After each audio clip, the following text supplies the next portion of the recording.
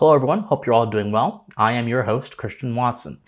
Today we're going to talk about something that I found quite shocking, but in all reality I shouldn't find it shocking because when anyone speaks of a rights violation happening here in the United States, the Constitution being violated by the people that are supposed to protect the Constitution, the government, people mostly just respond by shrugging their shoulders and saying, and so what?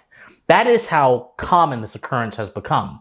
But I must caution all of you that the more common something becomes, the more easily acceptable, or not acceptable, but the more easily effective it is in what it is trying to do, because the population, becoming either docile or careless or apathetic, will not oppose it with as much vigor as it should oppose it in any other circumstance. And one of these latest examples of rights violations comes from none other than the Biden administration, which is not a surprise, right? Which just launched after the disastrous, fiscally irresponsible spending bills that both the Republicans and the Democrats helped pass, by the way. Thank you, Mike Johnson. He just launched an office within the Department of Justice called the National Extreme Risk Protection Order Resource Center, which is a part of the Department of Justice. And the goal of this office, according to reports, is to help various state officials and political officials all throughout America and the 21 states that have red flag laws to be able to enact those laws against specific people with a few clicks and visiting a website. Reading from this report here, it says, the center was announced on Saturday in conjunction with the Johns Hopkins Bloomberg School of Public Health. Interesting. So, an educational facility is helping the federal government violate your rights. I'll get to the importance of that in a second. Continuing, the latter of which earned its Bloomberg in 2001 following nearly $3 billion in donations from gun control advocate Michael Bloomberg. It's interesting. Michael Bloomberg, perhaps one of the worst mayors in New York City, giving money to Johns Hopkins School of Health. And there's a lot of connections here that we're not seeing quite yet, but we'll get there in a second. Continuing. Funded by a DOJ grant, a public-facing website developed for the center offers an easy-to-use interface to help those curious navigate the process to obtain a red flag gun seizure in 21 states and the District of Columbia, typically within 2 or 3 clicks from the homepage. Going past the website, the center also offers to provide, quote, training and technical assistance to law enforcement officials, prosecutors, attorneys, judges, clinicians, victim service and social service providers, community organizations, behavioral health professionals responsible for implementing designed laws to keep guns out of the hands of people who pose a threat to themselves or to others. Now, Kamala Harris announced this is a big initiative of the Biden campaign. Now, a few observations that we should make. There is this idea that has been very present throughout American history, where cooperation between the educational field and the government has been oftentimes used to create perverse things. Whether it be the military profit interest in Washington cooperating with engineering programs at universities to develop weapons of war or develop other things, and to create a pipeline program between the universities right into the Department of Defense. That itself is perverse, because what it does is it perpetuates a certain kind of culture and keeps emboldening that certain kind of culture that exists within the Department of Defense, within the State Department, that is focused on developing new methods of warfare rather than developing ways of ensuring diplomacy. When war is a profitable enterprise, there is no need to develop new methods of fighting diplomacy. There is simply a need to maintain the current geopolitical order of our world, which ultimately includes two poles, right? It includes Russia, China, and all of them, and it includes the West under NATO, which is sustained through military aggression. So that's one way that universities in America have kind of emboldened our problem. But the other way, and this is more subtle, but it actually is quite important, is that the government has used universities historically as a means of pushing the mediocre standard of American life, the mediocre story rather, that it is the American's duty to go through government education, to go into university, to work their entire life paying off debt at some cushy 9-to-5 job, to get a house with a white picket fence, and then to go ahead and die. The government was very instrumental in perpetuating that mentality by subsidizing public education and funding them. And also, the government, influenced by German ideas, starting all the way back in the 1900s, was instrumental in constructing this system of education, because the idea that they were under is the idea of Wissenschaft, this German idea that education should exist for education's sake, and a public education actually benefits the government because it makes society more amenable to government policy. This was the argument of Wilhelm von Humboldt, the famous Prussian architect of education, who influenced Woodrow Wilson and several other American education theorists, who then created our modern day public education system. So when I make a connection between education and government initiatives like this, we should all understand this is a very long and storied history that is quite troubling, quite concerning, and shows a kind of invisible hand impacting the minds of those who are young, full of potential creative energy and intellectual energy, and siphoning their powers towards maintaining, and in this case perpetuating, abuses of rights. That's just something we have to look into, because a lot of folks take that connection for granted or don't think about it whatsoever. But the problem here is fundamentally a problem with red flag laws. Now, this particular initiative does something that all of us as Americans should be concerned about. Government is best done when it happens on the most local and the most accountable scale. What the government is doing here is not just anti-constitutional because it violates the Second Amendment, which it certainly does. It's anti-constitutional because it violates the basic principles of federalism. The idea that states have their own constitutions and states have a constitutional right to govern their own internal affairs is being violated by this, because the federales are going into states trying to influence them with money, with resources, to do certain things with their own internal laws. And then Kamala Harris mentioned in her speech introducing this program that she wants the other 29 states that refuse to break the Constitution with red flag laws to adopt those same laws so they can benefit from the resources of this infrastructure.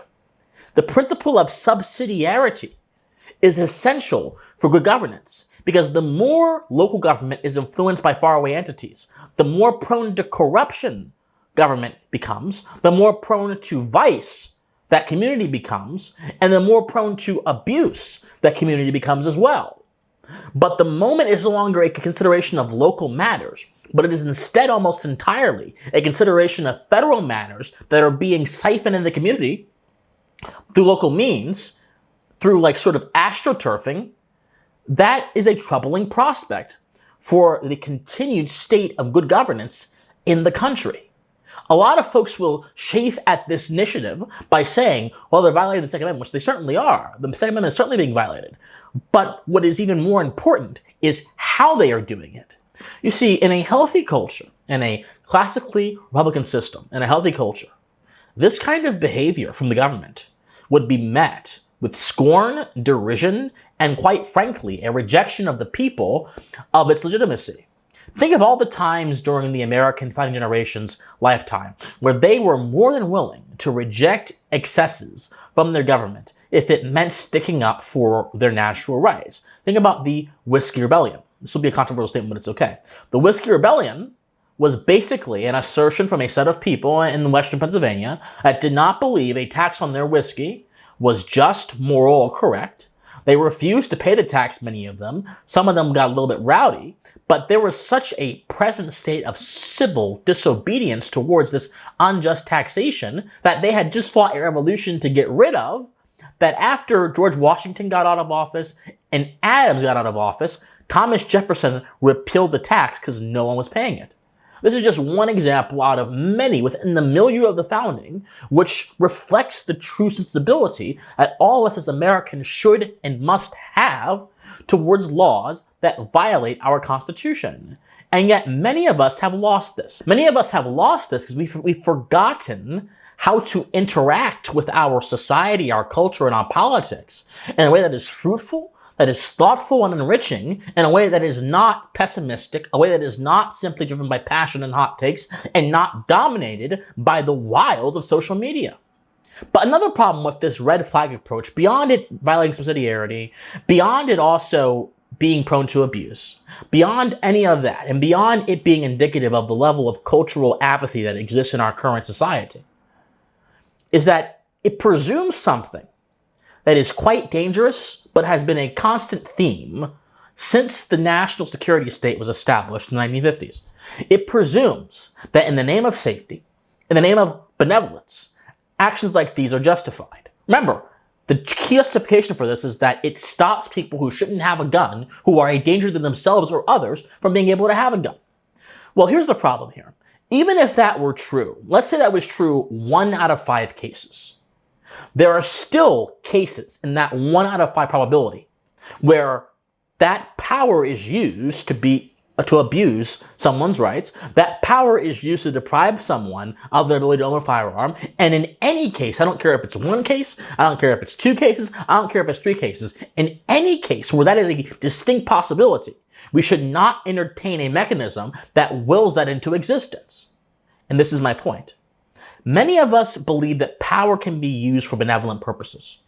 And whereas power should only be used for the most limited purposes as possible, because in any other case, when power is applied to achieving a social agenda, it will always corrupt the social agenda. The norms of power, as I like to call them, are the rules and norms and ideas that govern how power is used.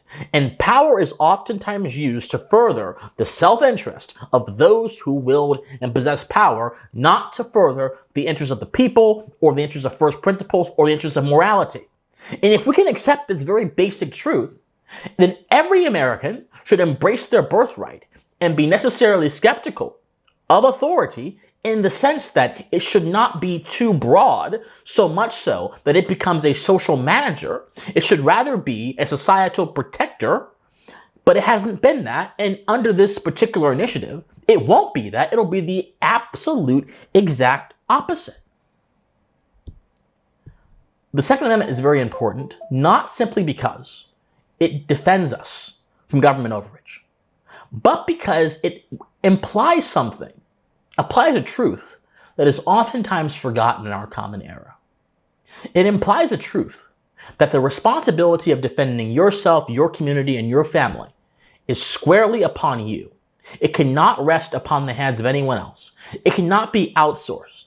And the fact that it recognizes that also implies another truth that is oftentimes forgotten in this modern world we live in, where luxury and convenience are the currency of the day, and hard work, grit, and responsibility are mere inconveniences castigated by those who live in areas where those things seem to be parochial and seem to be foreign to them.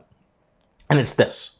It's that there is value, both moral value and spiritual value, in being able to take control over a situation that previously may have been seen as out of control. There is moral value in being able to do that, because that then makes you a part of a social order, that makes you a part of a broader move to make the society you live in better. We all are supposed to have skin in the game. But the moment we have these kind of laws that are meant to quote-unquote protect us is the moment the skin in the game doesn't come from us, the people. It comes from those in power. And if those in power have more skin in the game than us, then we have to really ask ourselves, who is directing the course of society? Not us as people, but someone else. The ruling class most certainly are. So on almost all accounts, in terms of the norms of power being abused, in terms of red flag laws being prone to abuse, in terms of all of that, in terms of subsidiarity, all of that, in almost every single account, there is absolutely nothing good that can come from this encroachment upon federalism, and only everything bad can come from it.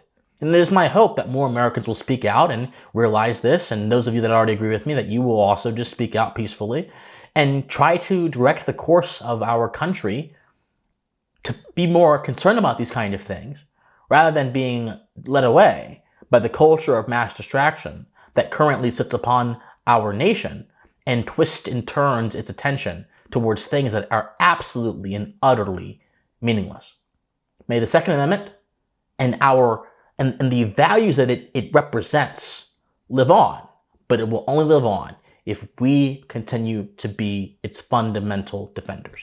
My friends, like, share, comment, subscribe, do whatever you can to make sure this channel can be successful. Be sure to donate to me if you want to. All that is in the comment section down below. My friends, study history, study philosophy, remain morally convicted, and please stay offensive.